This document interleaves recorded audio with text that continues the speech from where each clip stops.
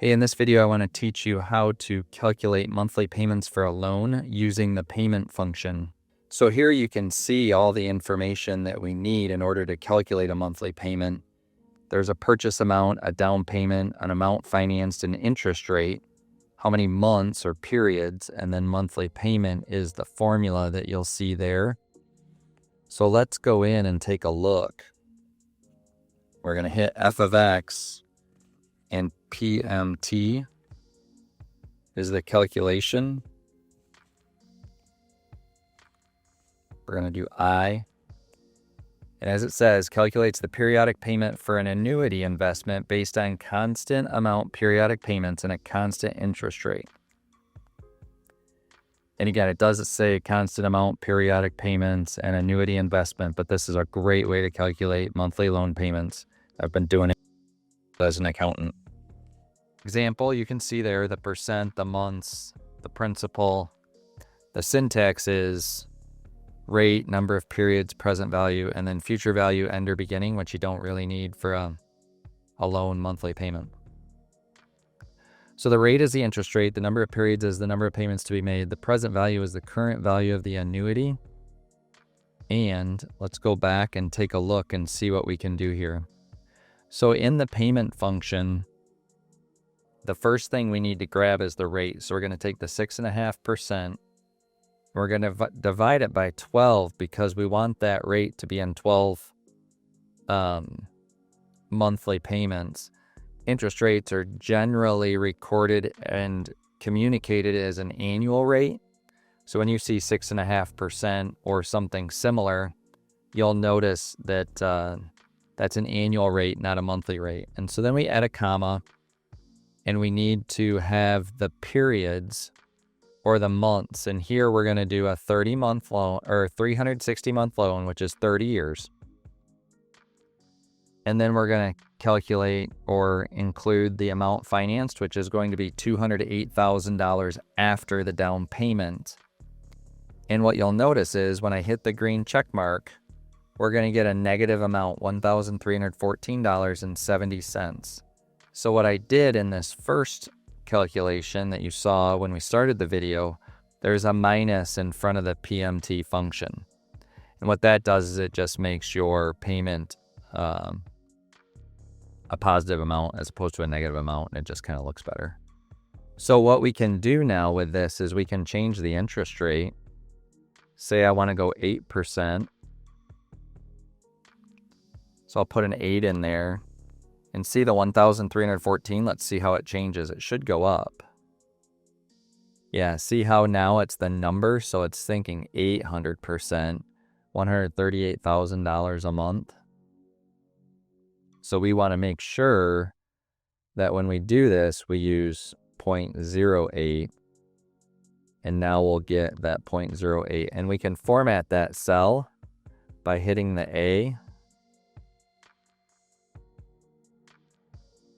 and going to number format and then choosing percent. And now you'll see it's got 8% there again. The other thing we could do is we could change the number of payments. So maybe we're looking for a house and we've got 360 months and 30 years. Maybe we want to do a 15-year mortgage. So we can do that. And again, we can do a formula. Say I don't know how many months it is, and we'll just go 15 times 12. And that'll be 180 months. And then you'll see now the monthly payment is $1,987.76. The advantage of creating different cells and then dynamically calling them out like I do here with B4 being the rate, B5 being the months, and then B3 being the amount financed, you can do these dynamic iterations when you're talking with your banker or you're talking with somebody else trying to analyze these loans and how it may work out for you. And then again, the other thing you could do is change the down payment, right? If you go with no down payment, then you'll end up with almost $2,500 for a monthly payment at 8% on $260,000. Now, the other thing that you might see is this down below. I actually have a loan amortization schedule that I've built. And what it'll do is it will work to see